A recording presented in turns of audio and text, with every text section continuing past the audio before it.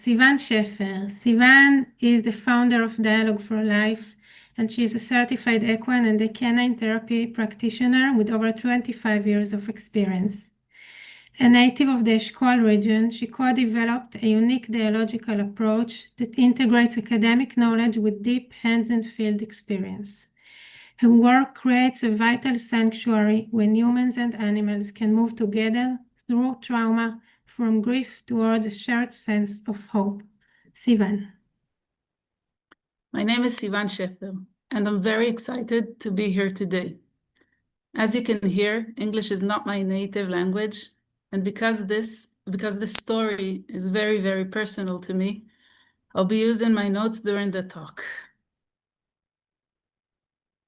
I am the founder and CEO of Dialog for Life, a nonprofit organization that is establishing a healing space for people and animals in the Eshkol Regional Council in Israel.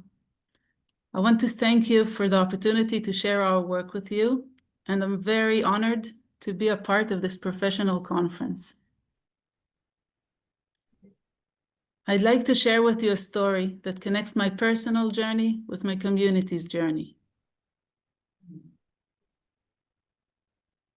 For those of you who are not familiar with Israel, Eshkol is in the southern part of the country, right next to the Gaza Strip. It includes 32 farming communities, kibbutzim and moshavim. They're like small villages. Over the years, a very strong and close-knit community has developed here. We all know each other. There is one regional school, and people meet in the supermarket, the clinic, and community events. Our area has been living under ongoing security threats and rocket fire since 2006. Eshkol is my home. My parents helped establish one of the moshavim here, and Yoav, my partner's parents, established another, both starting from scratch on empty land. I was born and raised here, and I still live within the same region today. Growing up here shaped who I am. The strong sense of community, the connection to the land, and my deep connection with animals.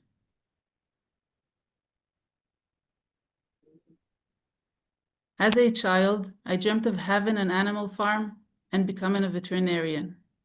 Alongside raising our 3 children, I kept learning and developing in the worlds of education, therapy, and animal-assisted work.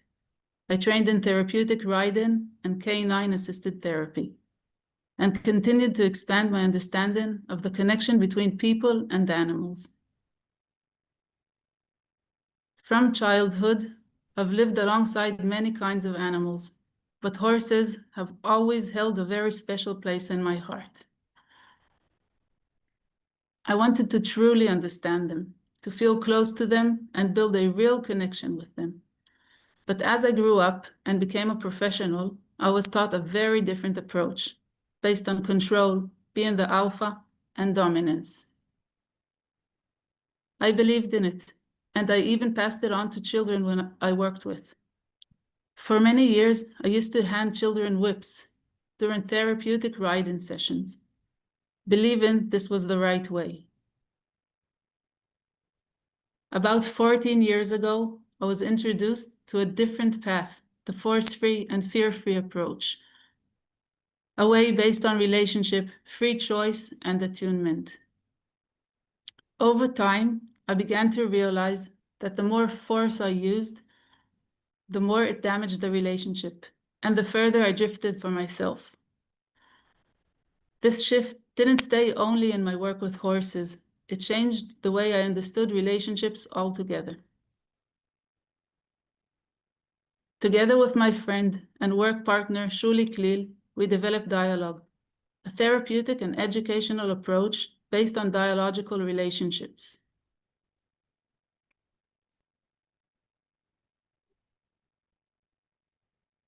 We have trained hundreds of professionals and students in Israel through courses, workshops, and academic institutions. In 2022, I founded Dialog, a nonprofit organization aimed at sharing this approach and creating a physical home for it. And then October 7th, 2023 happened, and it changed everything.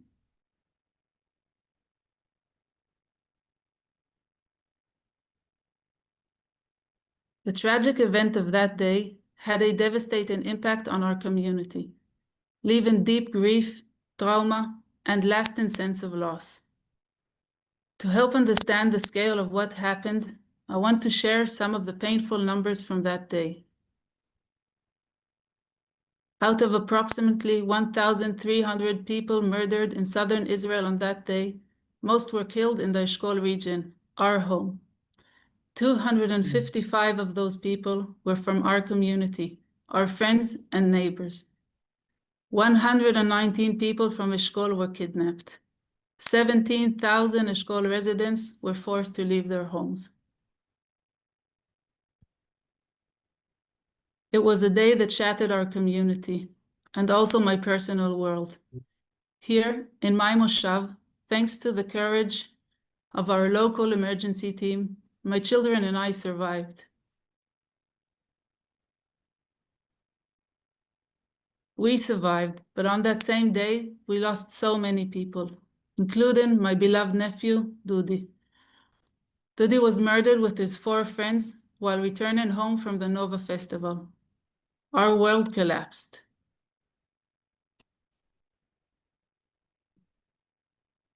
On October 7th, my dreams, my life, my dreams, and dialogue all stopped. Everything I believed in was suddenly questioned. The ideas of compassion, trust, and human goodness. The world felt so violent. I was confused and completely helpless. I didn't know who I was anymore. What my role was in a world where belief in goodness had been such a core part of my identity. Alongside the personal tragedy, something deeper was broken for all of us. We lost our sense of security and trust in people and in the humane values we believed in. And even with time, there is no going back to how things were before. But life continues, just in a different way, alongside the pain. And from living in this reality, very deep questions arise. What kind of life is possible without hope, without belief in goodness? With time, slowly, something began to shift. I began to understand again the meaning of dialogue. I realized that precisely now, when trust in humanity has been deeply shaken, dialogue has a crucial role in rebuilding that trust. And from that understanding, something came back, a renewed drive to act, not just to understand, but to do something with it, to rebuild trust for myself and for others. And I realized this needs to happen here in Eshkol, where even after this disaster, we choose to plant hope. This is when the idea of the farm became a decision. I especially like this photo because it shows new growth emerging from what was burnt. And it reflects how I feel, the desire to grow again. I realized that my path of recovery, my family's and my community's, is all part of one shared journey. And that Dialogue for Life is not just a farm, it's a mission. The generation before us built this place, and now it is our turn to try to rebuild it. My family donated 20 dunam, it's about 5 acres, of agricultural land for the farm. And together with many incredible people who believed in dialogue and in me, we began this journey. Since then, many moments have become part of the story. In July 2024, a new community entered my life, and with it, a new sense of hope. 2 months later, we launched a fundraising campaign, and so many wonderful people supported us. And since then, we have built some amazing partnerships that are helping to bring dialogue to life.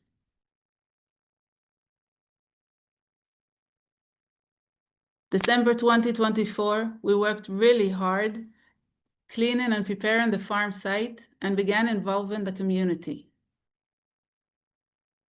including our tree planting ceremony and our cornerstone ceremony. These were very emotional and meaningful moments for all of us. After such a tragedy, there is something deeply healing in simply being together again and doing things side by side. In the past year, more than 1,200 volunteers and community members have come to help establish the farm. Children, youth, and adults from Israel and from around the world, from different backgrounds and beliefs. Each group brings something deeply meaningful and often leaves with a renewed sense of purpose.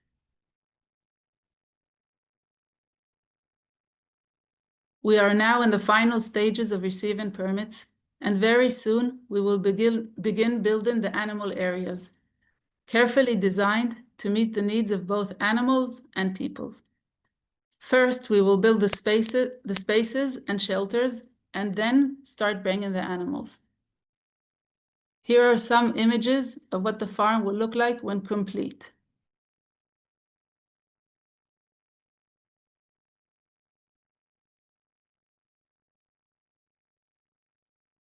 The farm is designed to support both humans and animals who are living with trauma, creating a shared space where they can support each other in their recovery.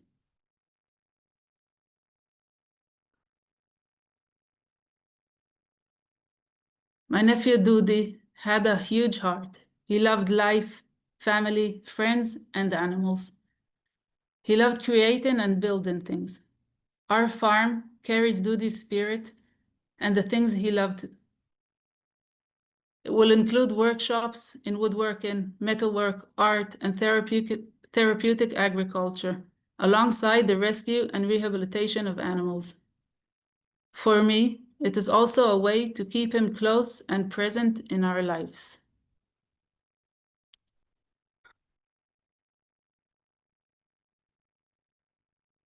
I want to end with a short story. Wait, we'll stop share.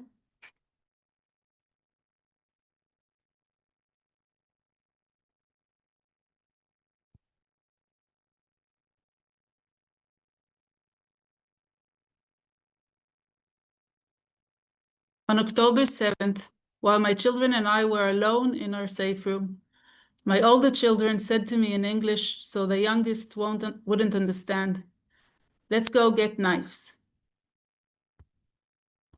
And I, after years of working with a dialogical approach, said, "Knives? I'm not going to use those." That was my first reaction.